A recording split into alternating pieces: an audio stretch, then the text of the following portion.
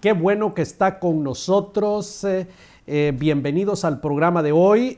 Hoy vamos a hablar sobre el tema de la iglesia en Oriente Medio. Juan Carlos, un interesantísimo tema con un extraordinario invitado el día de hoy. Así es, el doctor Samuel Pagán, un especialista, vive en Jerusalén gran parte del año y hoy nos acompaña precisamente para que nos explique a nosotros y a todo Iberoamérica en realidad qué es la iglesia.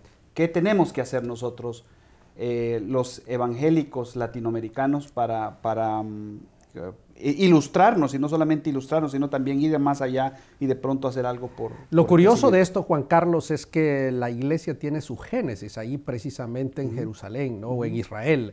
Las palabras del Señor Jesucristo. Se fue el mundo. Exactamente, ahí surge la iglesia. Y entonces de ahí surge el movimiento que se expande por todos los confines de la tierra. Pero esto ha sufrido una evolución durante todos estos años, ¿no? Entonces, originalmente, después, Samuel, de que los judíos fueron expulsados el año 70 y este tipo de cosas, que entran los romanos y de ahí todos los musulmanes que estuvieron ahí por siglos, veamos, y luego los cruzados. Hablemos un poquito de la historia de la iglesia en Israel. Mira, en primer lugar, gracias por invitarme, gracias por permitirme estar aquí y por proveer este foro para dialogar de estos temas tan interesantes. Lo primero que le voy a decir es que después de la muerte y de la resurrección de Jesús, los creyentes, los discípulos comenzaron a agruparse porque primero fue la preocupación de que los mataran a ellos también. Se reunieron, estuvieron un tiempo, algunas semanas, 120, 40 semanas, y 120 se reunieron el día de Pentecostés. Y ese fue un día que para la iglesia es importante, porque hablamos de la inauguración de la iglesia ahí. Ahí es que comienza la iglesia. Y al llegar el día de Pentecostés, uno de los milagros de Pentecostés no es que la gente hablara en lengua, que ciertamente era milagroso, sino que pudieran entender el mensaje en sus propias lenguas. Ya desde ese día nos empieza a dar el evangelio y empieza el texto bíblico a decirnos que la iglesia no era un fenómeno monocultural, no era un fenómeno étnico, sino que era multicultural. Entonces, sabemos que cuando comienza la persecución, luego del año 70, algunos creyentes se fueron al este y se fueron a Jordania y Amán. Y hace, no sé, 10 años, 8 años, estando nosotros en Amán, me llaman por teléfono de la oficina de arqueología y la oficina del turismo en Jordania para que fuera a ver una cueva que se había encontrado en el norte de Amán. Y cuando yo llego allí y veo la cueva, noto que los símbolos que estaban en la cueva, se rompió el techo y cayó una máquina afuera, adentro de la cueva, y vieron que había símbolos. Pero los símbolos que estaban allí, ninguno era de cruz. Todos eran de peces. Y además había uno de un pez con un hombrecito en la boca. El signo de Jonás. Que esos fueron los primeros símbolos cristianos antes de los años 90.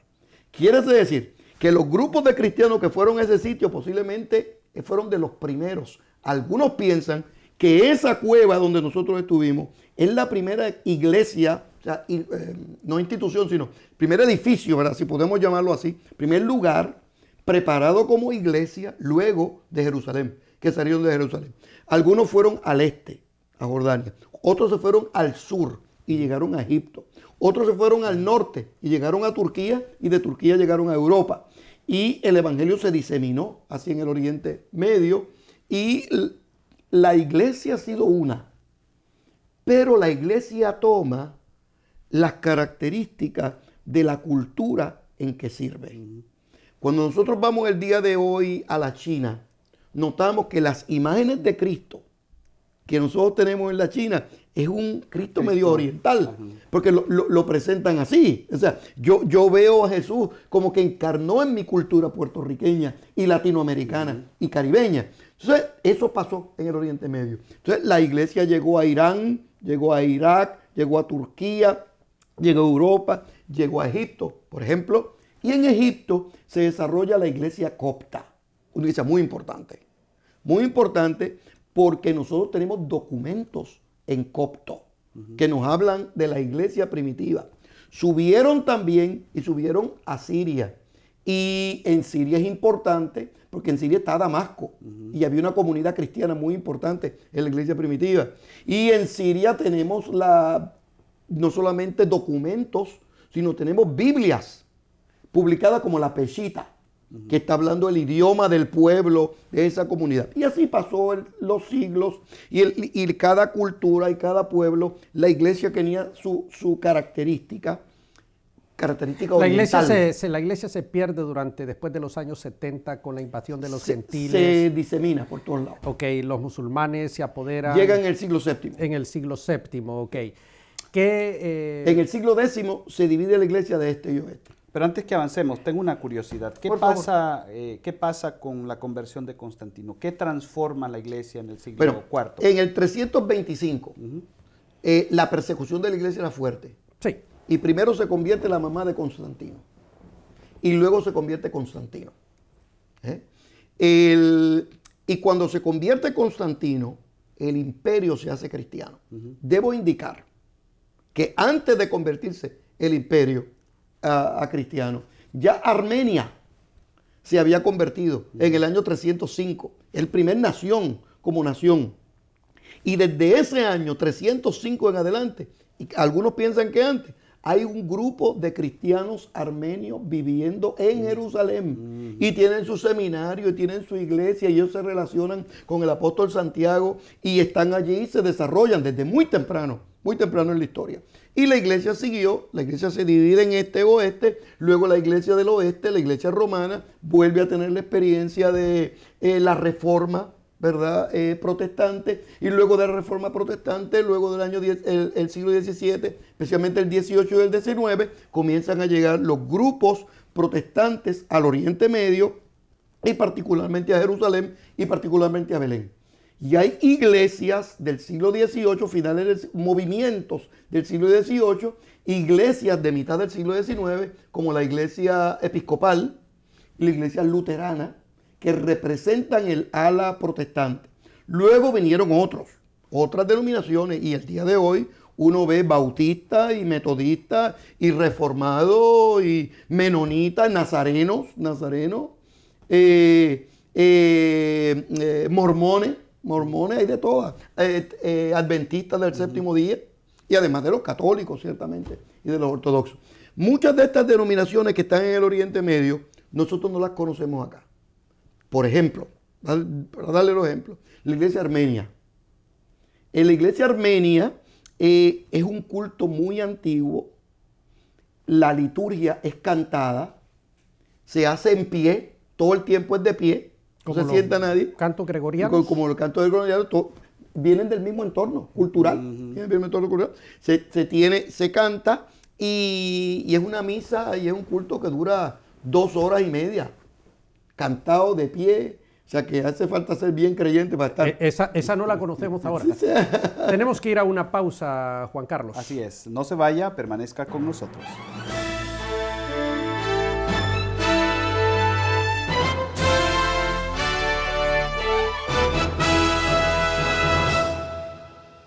¿Te gustaría conocer las grandes doctrinas de la fe cristiana y hacer un estudio panorámico de ellas? Universidad para Líderes te ofrece el diplomado interactivo en Teología Sistemática completamente gratis. Regístrate ahora mismo en www.universidadparalíderes.com.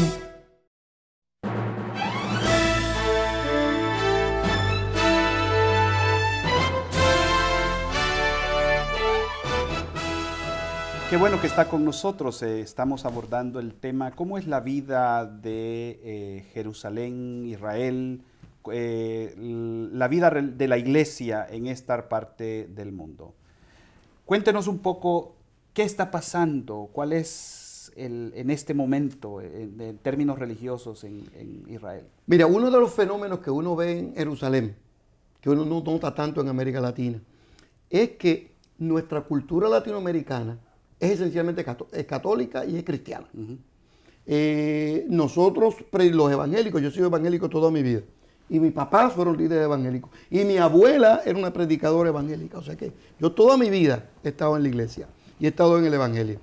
Entonces, nuestro mundo vecino, pues eran o católicos o evangélicos. Y el vecino de más al frente o iba a la misa o iba al culto. Pero durante la Semana Santa habían procesiones o los grandes cultos de las 7 palabras, que eran 7 sermones. Gracias a Dios que ahora no, ¿verdad? No es tanto, ¿verdad? Pero yo me crié niño donde el culto empezaba a las 2 de la tarde y acababa a las 6 de la tarde. Porque era una palabra que era un sermón más el coro. Otra palabra más el coro. Y cada sermón era 20 minutos y no más. Bueno, en el Oriente Medio no es así. Porque la iglesia es una minoría. Y cuando la iglesia es una minoría, sociológicamente el comportamiento es diferente. Por ejemplo, hay más actividades juntos, católicos y protestantes. Cosa que uno ve solamente en bolsillos, sectores en América Latina. En el Oriente Medio, eso no es fortuito ni es minoritario. Eso es lo más importante, porque cuando uno es poco, hay poca gente, uno tiene que buscar la manera. La primera procesión que yo voy en mi vida, ya te dije que yo era evangélico toda mi vida, ¿verdad? La primera procesión que yo vi en mi vida fui en Jerusalén. Entonces yo no sabía cómo era, invitaron a todos los creyentes. Es el momento de los creyentes decir, estamos aquí. Entonces, no somos tan poquitos nada. Entonces van los ortodoxos y los ortodoxos tienen un lugar, van los católicos y tienen un lugar, y van los evangélicos que tienen su lugar. Pero no les tengo que decir que dentro del mundo evangélico hay diferentes grupos. Los grupos alemanes van cantando en alemán, los grupos, ¿verdad?, ingleses tienen sus tradiciones, pero cuando llegan los grupos latinoamericanos con guitarra, con pandero, al minuto la gente sabe que ya llegamos los latinoamericanos allí. Son los que hacen más bulla. Son los que hacen más bulla. Y la gente volvía a vernos. Hablemos del tema de la liturgia, porque en la iglesia actual hay mucha danza y dice, bueno, eso son prácticas judías. ¿Eso es cierto o no es cierto? Bueno, el culto jerosolimitano, el culto israelita, el culto judío antiguo tenía danzas. Pero el actual. Bueno, hay personas que comentan y hacen danza litúrgica en su iglesia y dicen, estas son danzas judías. Bueno, ¿son o no son? En la tradición judía, en el espíritu judío, en el contentamiento judío, pero son danzas latinoamericanas, el movimiento son latinoamericanos, ¿entiendes? O sea que yo digo, ¿verdad? Cada persona... Nos han engañado, Juan Carlos. Cada grupo, ¿verdad? Hace su... ¿verdad? O sea que la iglesia ya no hace ese tipo de cosas, los judíos, las iglesias donde hay judíos evangélicos, entonces no para nada. Una pregunta. Puede ser que lo tenga, pero yo nunca lo he visto.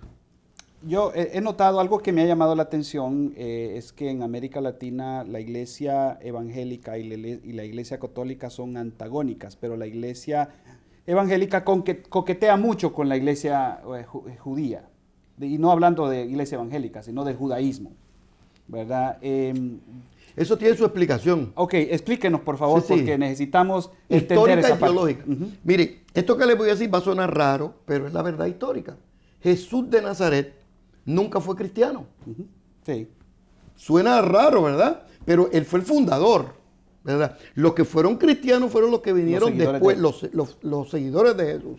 Pero la única Biblia que Jesús leyó fue nuestro Antiguo Testamento. Jesús nunca leyó a Pablo, no leyó el libro de Apocalipsis de Juan.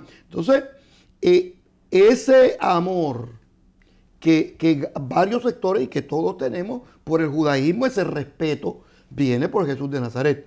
Ahora, una vez dicho eso, han pasado 2000 años. Entonces, yo veo algunos movimientos latinoamericanos con un espíritu de volver al pasado, ignorando a Jesús de Nazaret. A lo que yo le digo a la gente, bueno, o sea, yo creo que es importante descubrir las raíces nuestras. Yo creo que es importante celebrar, ¿verdad?, nuestro pasado. Pero es importante recordar que la iglesia cristiana no es una iglesia que no tiene Alzheimer espiritual, que se quedó en el pasado. Es una iglesia de futuro. Por eso es que de acuerdo al libro de Apocalipsis, nosotros vamos orientados hacia los cielos nuevos y tierra nueva que Dios tiene preparado para aquellos que le aman. O sea que yo creo que es importante celebrar nuestro pasado, pero cautivar nuestro futuro en el pasado es herir el futuro y desentender el pasado.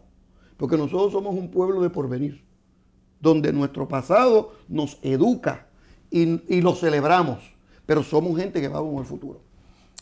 Conozco un curso de teología completo ahí. Un pastor que se convierte, que de pronto se llama rabino a sí mismo. Y eso, yo conozco historias de pastores que de pronto están usando la vestimenta, pero que ellos se consideran cristianos. ¿Qué, este movimiento que se llama mesiánico? Explíquenos un poco de qué estamos hablando. Varias cosas. Primero, en Israel hay un grupo de israelitas que se han convertido al evangelio y han organizado comunidades de fe e iglesias que se conoce como sinagogas mesiánicas. Y ese es un movimiento que está absolutamente mucho más cerca de la iglesia cristiana que la sinagoga tradicional, porque ellos alaban al Mesías, Yoshua, el Mesías, tienen las tradiciones judías, porque son judíos, que se convierten en el evangelio, guardan el sábado. Ese es un fenómeno que lo vemos en Tierra Santa y en algunas partes, en Argentina, Ciudad de México, Nueva York, Chicago.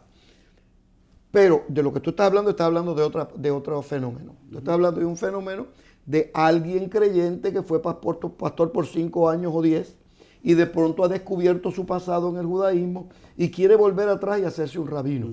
Ignorando la historia donde ya la iglesia cristiana no tiene rabinos, sino que tiene ministros. Y tiene el ángel de la iglesia, se le abre el libro de Apocalipsis. Y tiene diferentes ministerios. A uno constituyó apóstoles, maestros, evangelistas. ¿Se le aplicará a ese individuo Gálatas 3.1, Samuel? Sí, porque son quien los infatuó. Gálatas insensatos. Claro. Entonces, hay algunas personas que quieren volver al pasado. Y escuchen esto que les voy a decir. Tratando de ser lo que no son. Nosotros no podemos ser lo que no somos. Nosotros somos creyentes. Muy interesante el tema. Por favor, no se vaya. Continúe con nosotros porque hay más.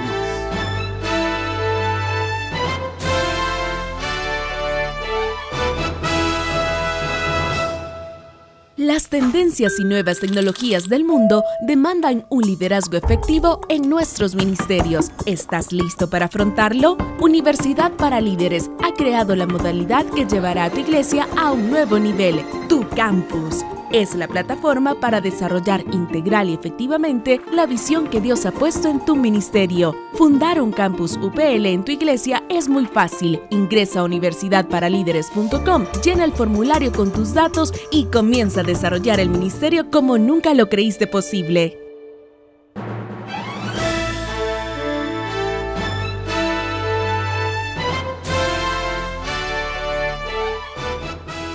Qué bueno que está con nosotros. Estamos tocando el tema de la iglesia en el Medio Oriente. Juan Carlos, Samuel, estamos hablando de una iglesia que surge en Israel, pero que luego, por las cuestiones políticas, la iglesia es desterrada.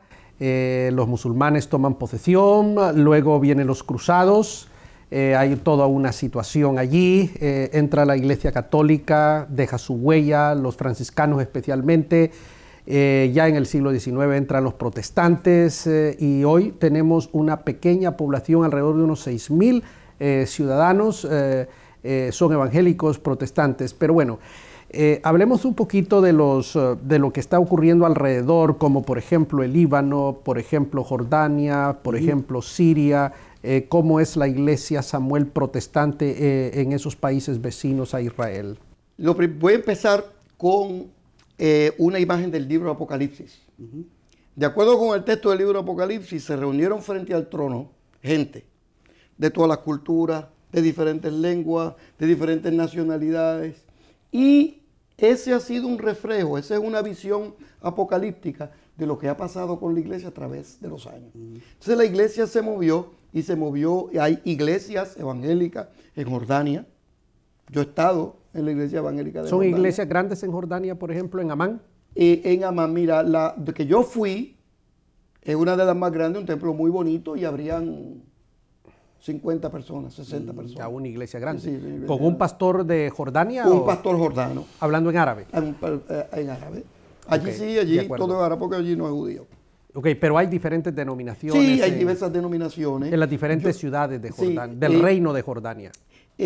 No tanto, no tanto. Pero hay Generalmente las pluralidad iglesias- religiosa porque esos países musulmanes prohíben. Bueno, lo dijiste bien. El fenómeno de pluralidad religiosa es un fenómeno que viene en Europa luego de la Ilustración, luego de la Revolución Francesa y luego de la Reforma Protestante, donde se separa lo que nosotros conocemos de iglesia y Estado. Esa revolución ideológica y filosófica y política y teológica, eso no se da en el Oriente Medio. En el Oriente Medio, O sea que en este país Jordania, en Siria, no hay es- libertad religiosa. hay tolerancia. Ok. Pero que ahora yo vaya como pastor y me vaya a una calle a predicar el evangelio, en ningún sitio me permiten eso. Entonces aquí viene la otra pregunta. Cada país tiene su religión. ¿Es la iglesia subterránea en esos países? ¿Como en la Ahí- China? Bueno, tampoco no es perseguir. El caso específicamente hay dos que te voy a mencionar. Siria está en medio de una revolución. Sí, yo sé. Y en medio de una revolución descontrolada. Hubo unas noticias en junio, final de mayo y junio, donde se bombardeó Damasco. Pues, en el barrio donde estaban peleando, era el barrio cristiano. Y las iglesias y todo fueron ¿Pero es la heridas. iglesia subterránea en esos países o abiertamente? No, están abiertas, pero están confinadas a su sitio.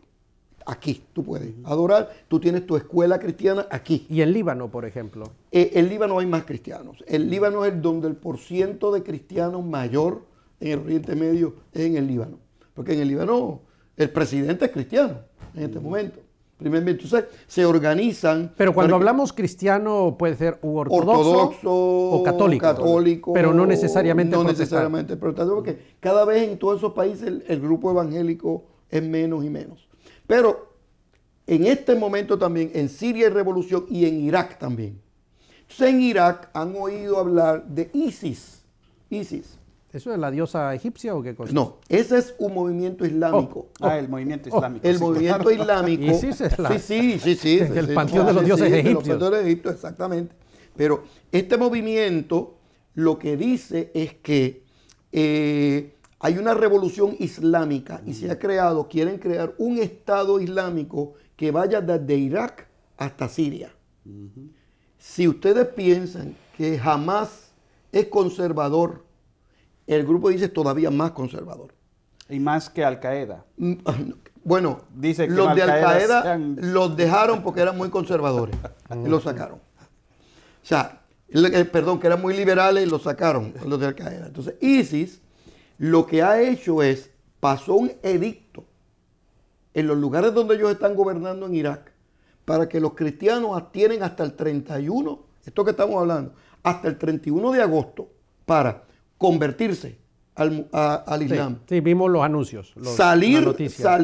de Irak o enfrentar la muerte. Pero eso era en una ciudad específica de Irak. Pero ese es el Esa es la movimiento, filosofía. esa es la filosofía que da. Entonces, la preocupación de los países árabes o de cualquier persona es que esa filosofía de vida se exporte en el resto del Oriente Medio. Una pregunta, Por favor. porque nos dice que las iglesias son pequeñas, Juan Carlos, y ese tipo de detalles. ¿Está la iglesia evangélica unida o es como en América Latina que unos van por un lado y otros van por otro? No. Hay, como te dije, como son grupos Hay minoritarios. asociación de pastores. Hay asociaciones de pastores, hay grupos ecuménicos de iglesias, tienen programas en común, escuelas en común, orferinatos en común. ¿Cómo está el tema de los medios de comunicación? ¿Hay radios evangélicas No, allá? no.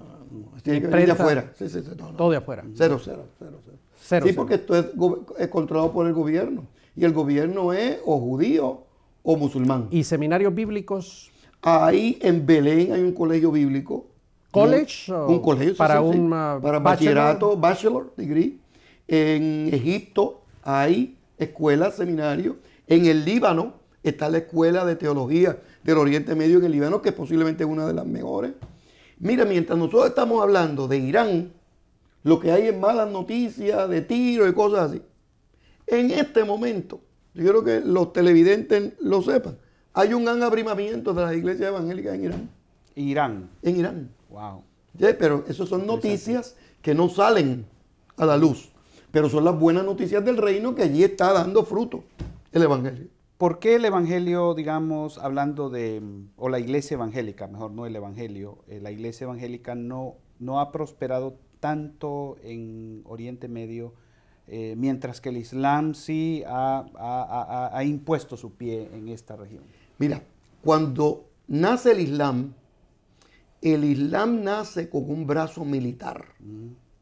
Está el elemento religioso. Sí, claro. Pero desde el día 1 Sí. hay un elemento de violencia. O sea, por ejemplo, Turquía, en menos de un siglo, Turquía era cristiana, y en menos de un siglo se hizo musulmana. Sí, así es. Porque llegaban los ejércitos musulmanes y le decían a la gente, se convierten Los o los otomanos. matamos. Sí. ¿Entiendes? O sea, ¿qué sucede? Que eso es una persuasión evangelística bastante fuerte, ¿verdad?